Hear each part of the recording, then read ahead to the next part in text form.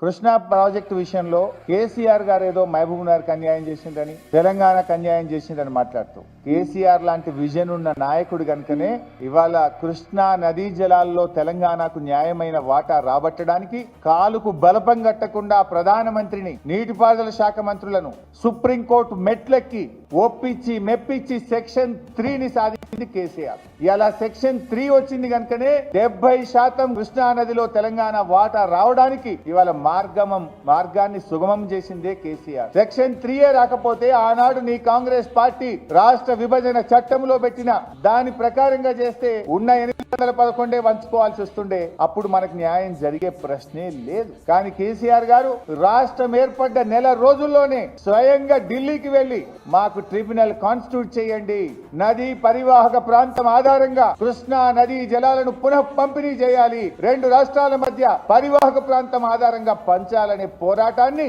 రాష్ట్రం ఏర్పడ్డ మొదటి నెలలో ప్రారంభించింది కేసీఆర్. దాన్ని సాధించింది కేసీఆర్.